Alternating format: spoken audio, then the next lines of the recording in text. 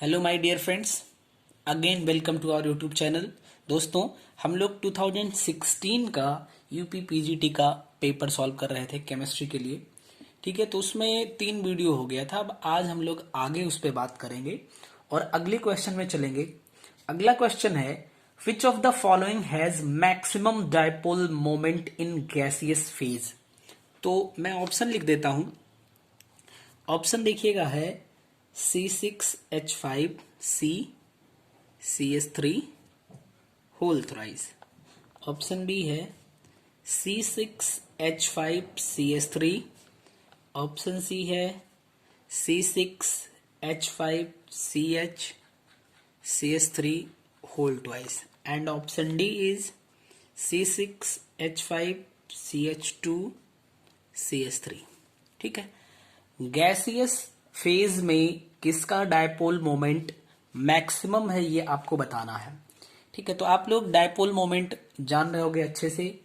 ये organic chemistry का question है। अगर आप इसमें देखो तो यहां पे नंबर ऑफ अल्फा हाइड्रोजन की अगर बात करें हम, ठीक है, नंबर ऑफ अल्फा हाइड्रोजन की, तो ये 0 है। एक भी अल्फा हाइड्रोजन नहीं है। आई होप कि आप लोग अल्फा हाइड्रोजन समझ रहे होगे।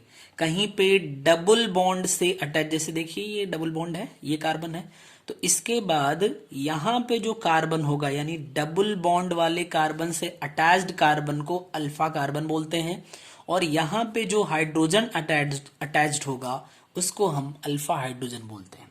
ठीक है, ये हाइपर कॉन्जुगेशन का कॉन्सेप्ट होता है और इसकी हेल्प से स्टेबिलिटी को देखा जाता है। तो अगर यहां पे आप देखो तो इसमें C6H5 में डबल बॉन्ड है, डबल बॉन्ड से अटैच्ड ये कार्बन हुआ। अगर इस पे अल्फा हाइड्रोजन, ये अल्फा कार्बन हुआ, यहां पे जो हाइड्रोजन दिखता तो उसको अल्फा हाइड्रोजन बोलते। यहां पे सारे 3 के 3 हाइड्रोजन, उन सभी को CS3 से रिप्लेस कर दिया गया, मीन्स यहां पे अल्फा हाइड्रोजन 0 है। ठीक है, दूसरे में बात कर लो तो यहां पे इस पे 3H है, यानी कि अल्फा हाइड्रोजन यहां पे 3 हो जाएंगे। इसमें अगर बात करो तो खाली 1 है, और यहां पे बात करो तो 2 है। ठीक है ना, इसका मतलब आप समझो क्या है कि अगर अल्फा हाइड्रोजन जहां पे ज्यादा होता है उसका हाइपर कॉन्जुगेशन स्ट्रक्चर भी बहुत ज्यादा होता है, यानी वो मोस्ट स्टेबल होता है। मींस कि ये जो बी ऑप्शन है आपका, ये मोस्ट स्टेबल होगा। काहे के लिए मोस्ट स्टेबल होगा? You can write due to more hyperconjugation structure. ठीक है, इसका हाइपर कॉन्जुगेशन स्ट्रक्चर जो होगा वो ज्यादा होगा, इसलिए इसकी स्टेबिलिटी भी ज्यादा हो जाएगी। और आप यहां पे बोलेंगे, यहां पे इसी का मैक्सिमम डाइपोल मोमेंट होगा। ठीक है, मैक्सिमम डाइपोल मोमेंट होगा। चलिए अगले क्वेश्चन पे चलते हैं। अगला क्वेश्चन नंबर 12 है।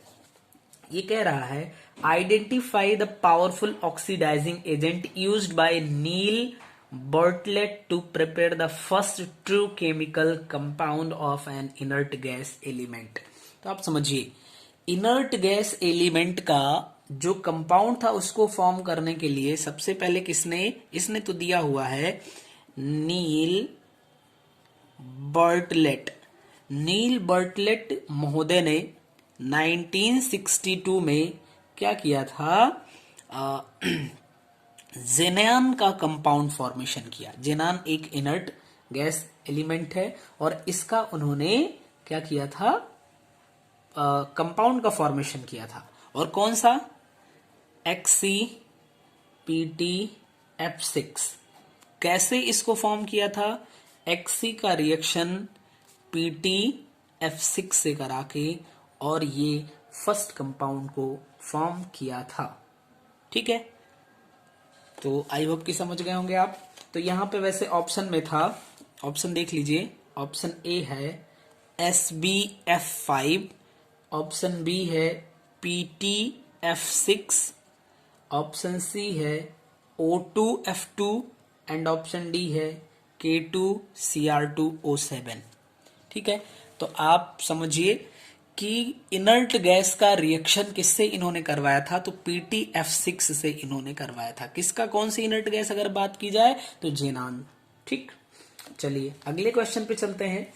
नेक्स्ट क्वेश्चन है, इसमें आपको बॉन्ड लेंथ को, the correct order of CH bond length is, यानी कि CH बॉन्ड लेंथ को क्या करना है, आपको सही ऑर्डर में अरेंज करना है।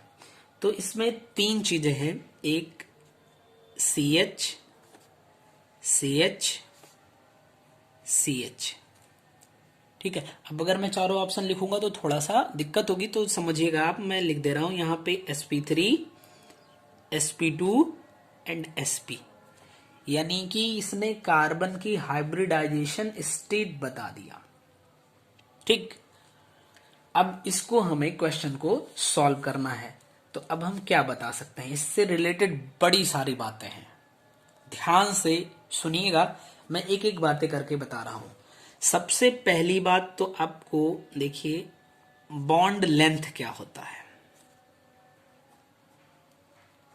ठीक है, तो बॉन्ड लेंथ हम क्या डिफाइन कर सकते हैं, the equilibrium distance between the nuclei, यानी कि इन दोनों के बिटवीन में हम कह सकते हैं एक न्यूक्लियाई ये, एक न्यूक्लियाई ये, तो the equilibrium distance between the nuclei of two bonded atom, two bonded atom, तो टू बॉन्डेड एटम के जो न्यूक्लियाई हैं उनके बिटवीन की जो डिस्टेंस होगी with in a molecule, this is called bond length.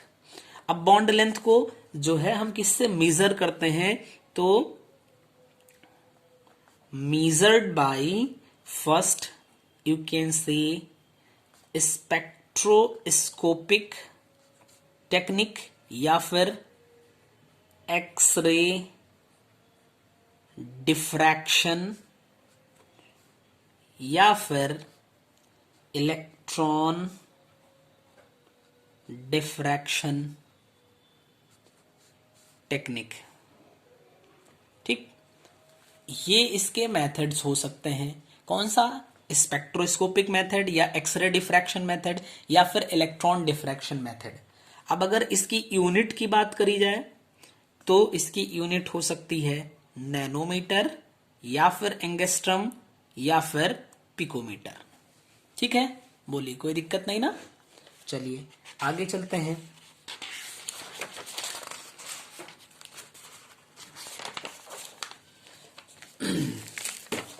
अब कौन कौन से फैक्टर्स होते हैं जो बॉन्ड लेंथ को अफेक्ट करते हैं, फैक्टर्स।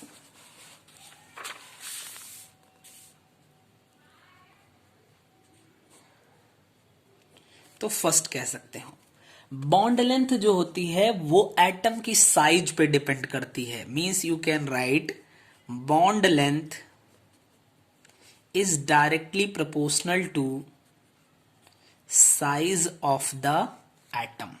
मींस अगर एटम की साइज को आप इंक्रीज करते हो तो वहां पे बॉन्ड लेंथ क्या होगी, इंक्रीज कर जाएगी। दूसरी बात, you can write bond length is inversely proportional to multiplicity of bonds. यानी कि अगर बॉन्ड की मल्टीप्लिसिटी इंक्रीज करेगी तो बॉन्ड लेंथ की वैल्यू डिक्रीज कर जाएगी। बात समझिए, इसका मतलब अगर आप बात करो तो जो सिंगल बॉन्ड होता है उसकी लेंथ सबसे ज्यादा होती है in comparison to double bond and triple bond. ठीक है, single bond, double bond, triple bond, यहां पे देखिए सिंगल बॉन्ड होगा, यहां पे डबल बॉन्ड, यहां पे ट्रिपल बॉन्ड। मल्टीप्लिसिटी इंक्रीज करेगी तो बॉन्ड लेंथ की वैल्यू डिक्रीज कर जाएगी। और थर्ड कंडीशन हम लोग लिख सकते हैं, bond length is proportional to s character. Mean जैसे जैसे जो बॉन्ड में एस करेक्टर है वो इंक्रीज करेगा, वैसे वैसे क्या होने वाला है कि बॉन्ड लेंथ डिक्रीज करेगी। अब आप समझो बड़े ध्यान से, अगर थोड़ा सा ध्यान देके समझिए आप, तो क्वेश्चन में कहा था एक जो CH बॉन्ड है यहां पे sp3 हाइब्रिडाइजेशन है कार्बन पे, एक CH है इसमें sp2 हाइब्रिडाइजेशन, एक CH है और इसमें क्या है sp हाइब्रिडाइजेशन। ठीक, तो मैं यहां पे आपको दो कॉन्सेप्ट अप्लाई करके दिखा रहा हूं। कॉन्सेप्ट नंबर 1 कि अगर हाइब्रिडाइजेशन sp है मींस कि वहां पे ट्रिपल बॉन्ड प्रेजेंट होगा, sp2 है तो डबल बॉन्ड प्रेजेंट होगा, और sp3 है तो सिंगल बॉन्ड प्रेजेंट होगा। यानी कि आपको यहां पे साफ साफ दिख रहा है मल्टीप्लिसिटी, और बॉन्ड लेंथ क्या होती है, मल्टीप्लिसिटी के जस्ट इनवर्सली प्रोपोर्शनल होती है। बताइए, इसका मतलब हम अब ऑर्डर को लगा सकते हैं, लेकिन ऑर्डर लगाने से पहले एस करेक्टर भी देख लेते हैं।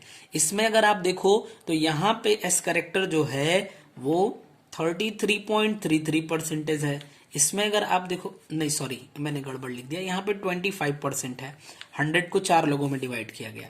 इसमें 33.33% हो जाएगा, और इसमें आओगे तो 50% आएगा। ठीक, यानी एस करेक्टर इंक्रीज कर रहा है। अगर मल्टीप्लिसिटी बॉन्ड की इंक्रीज कर रही है, then what you can right.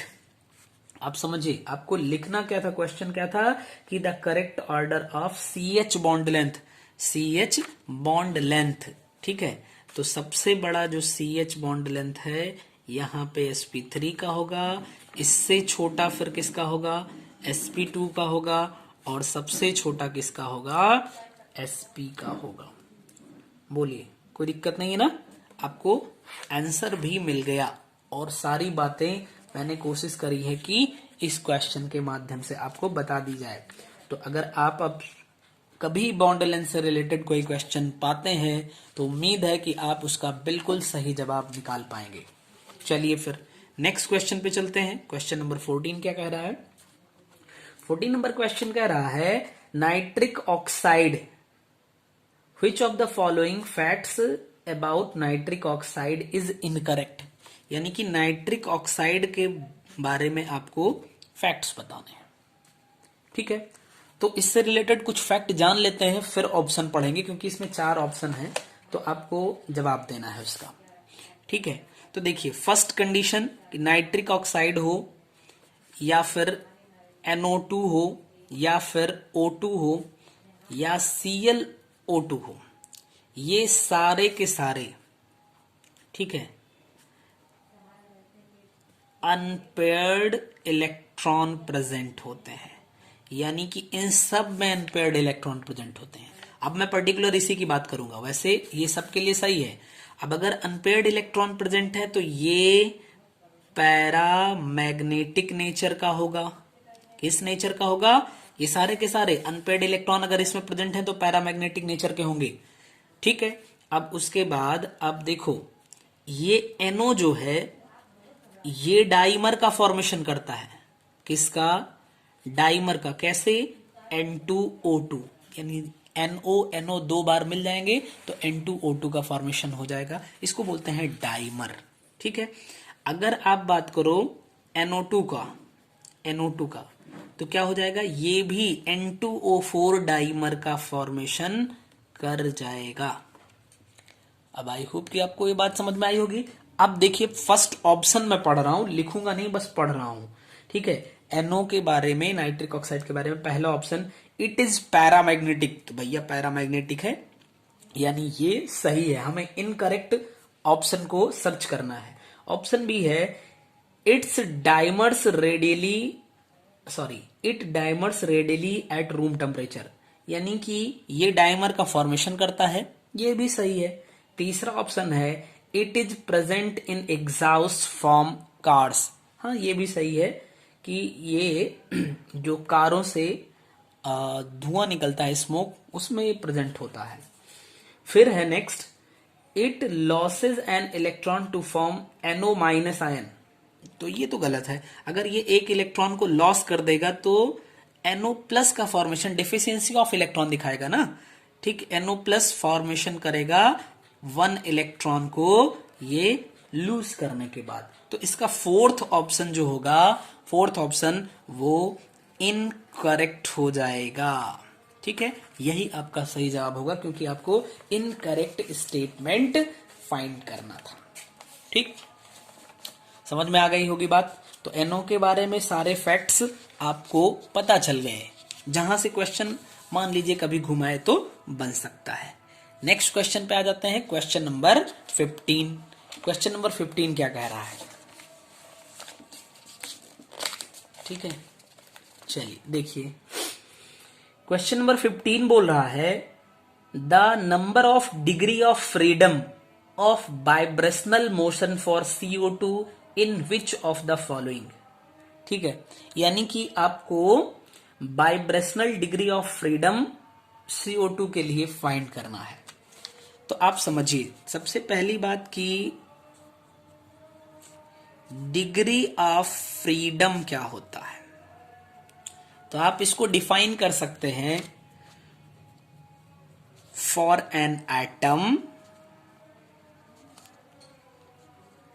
Moving in 3D space. ठीक है, यानी किसी एटम के लिए जो कि 3D स्पेस में मूव कर रहा हो, उसके लिए 3 कोऑर्डिनेट्स हो सकते हैं। क्या हो सकते हैं? 3 coordinates are adequate. Adequate means कि सफिशियंट होते हैं, प्रेजेंट होते हैं, आप कह सकते हो। So it's degree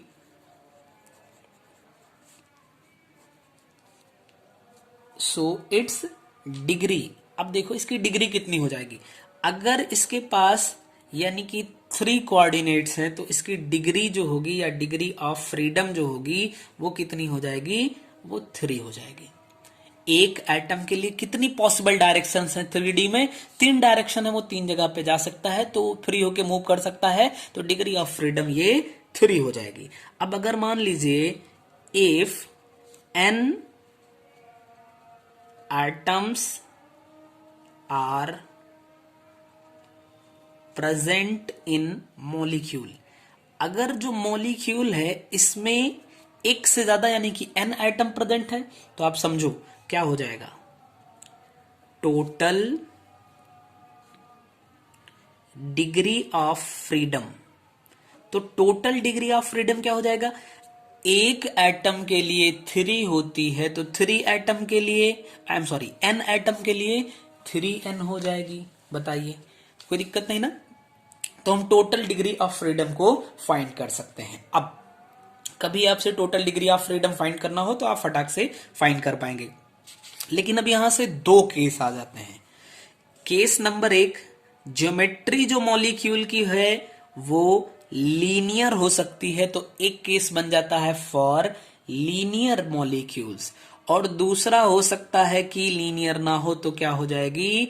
non linear हो जाएगी। तो दूसरा केस हमारा बन जाएगा फॉर नॉन लीनियर मॉलिक्यूल्स। तो अब देखिए जो लीनियर्स होते हैं, लीनियर मॉलिक्यूल के लिए इनके लिए रोटेशनल डिग्री ऑफ फ्रीडम 2 होती है, और नॉन लीनियर के लिए रोटेशनल जो होती है ये क्या हो जाती है? 3 हो जाती है। अब अगर बात की जाए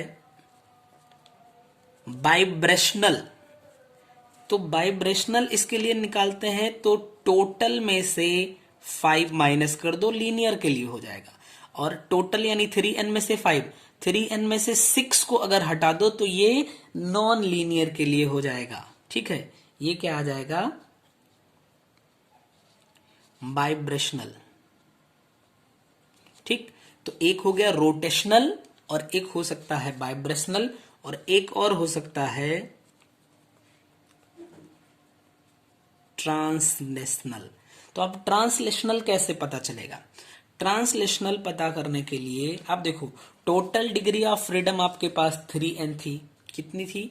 3n। 3n में से आप हटा दो, किसको हटा दो? जो रोटेशनल है और वाइब्रेशनल है, इनको ऐड करके अगर आप हटा दो तो ट्रांसलेशनल मिल जाएगा।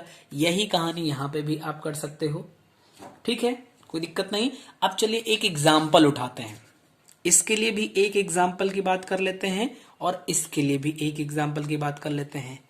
इसके एग्जाम्पल में हमें क्वेश्चन में ही दिया गया था CO2।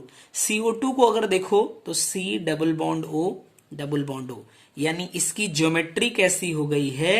लीनियर हो गई। तो लीनियर हो गई तो हमारा इस कैटेगरी में ये आ जाएगा। अब इस कैटेगरी में आ जाएगा तो इसके लिए total degree of freedom find करना है। ठीक है, total degree of freedom, total, हम केवल टोटल लिख रहे हैं।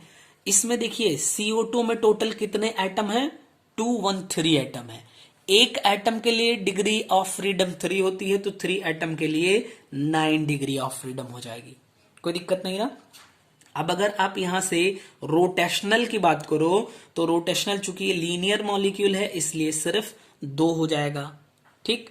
अब अगर वाइब्रेशनल की बात की जाए तो वाइब्रेशनल की अगर आप बात करोगे तो टोटल 9 है, 9 में से 5 हटा दो यानी कि 4 हो जाएगा। टोटल पता है आपको, रोटेशनल पता है, वाइब्रेशनल है। अगर ट्रांसलेशनल की बात करें तो हम क्या करते हैं, रोटेशनल और वाइब्रेशनल को ऐड कर लेंगे तो 4 to 6, टोटल में से हटा देंगे तो आ जाएगा 3। अब आप बताओ, आपने क्वेश्चन, अब क्वेश्चन देख लो। क्वेश्चन में पूछा था CO2 के लिए वाइब्रेशनल डिग्री ऑफ फ्रीडम, ठीक है, वाइब्रेशनल मोशन में डिग्री ऑफ फ्रीडम कितना होगा? तो ये देखो 4 हो जाएगा और यही आपका सही जवाब हो जाएगा। ठीक। लेकिन अब इधर पे चलते हैं, इसका भी एग्जांपल ले लेते हैं। SO2 ले लिया हमने। अब आपको देखने में लगेगा ये CO2 था, ये SO2 था, है, लेकिन आप देखो इसके आउटर सेल में सल्फर के एक लोन पेयर इलेक्ट्रॉन प्रेजेंट है जो कि इसकी ज्योमेट्री को लीनियर नहीं रहने देगा। जब इसकी ज्योमेट्री को ये लीनियर नहीं रहने देगा तो इसकी ज्योमेट्री क्या हो जाएगी? नॉन लीनियर हो जाएगी। और नॉन लीनियर हो गई तो कैटेगरी तुरंत चेंज हो गई। इसके लिए अगर आप टोटल डिग्री ऑफ फ्रीडम की बात करो तो 3n हो जाएगा, यानी 3 3 9, क्योंकि यहां पे 3 एटम है, n की वैल्यू नंबर ऑफ एटम होता है। ठीक है। अब अगर आप यहां पे रोटेशनल की बात करोगे तो ये 3 हो जाती है। वाइब्रेशनल की बात करोगे तो क्या हो जाएगा? वाइब्रेशनल के लिए 9 में से 6 हम हटा देंगे तो कितना हो जाएगा? 3 हो जाएगा। अब अगर इसके लिए ट्रांसलेशनल की बात करोगे तो रोटेशनल और वाइब्रेशनल को ऐड करेंगे, टोटल में से हटा देंगे, 3 3 6 में से 9 को हटा देंगे, 3 आ जाएंगे। यानी कि SO2 एक ऐसा कंपाउंड है, सॉरी मॉलिक्यूल है, ज्यादा अच्छा होगा कहना, जो कि नॉन लीनियर ज्योमेट्री का होता है और इसके लिए रोटेशनल, वाइब्रेशनल और ट्रांसलेशनल तीनों के तीनों मोशन में डिग्री ऑफ फ्रीडम की वैल्यू जो होती है वो सेम रहती है, 3 3 3 रहती है। ठीक है। तो ये आपका क्वेश्चन नंबर 15 था और वीडियो बहुत लंबा नहीं करते हैं तो इसको यहीं पे रोकते हैं। नेक्स्ट वीडियो पे हम लोग अगले क्वेश्चन पे चलेंगे और बात करेंगे। और आप लोग बहुत अच्छे से पढ़ाई करते रहिए। टाइम बहुत नज़दीक है, क्योंकि अभी तो वैसे कोरोना टाइम चल रहा है, लेकिन तो एग्ज़ाम के लिए आप जितना टाइम आपको मिले उतना कम होता है किसी भी एग्ज़ाम के लिए। तो फिर भी बहुत ज़्यादा नहीं, अगर सब कुछ ठीक रहा, कोरोना भी कंट्रोल में रहा, तो मे भी देखिए जून जुलाई तक हो सकता है पेपर हो जाए, तो आप उसके लिए फुल्ली प्रिपेयर रहिए। चलिए फिर अगले वीडियो में मिलते हैं, तब तक के लिए थैंक यू आप सभी लोगों को।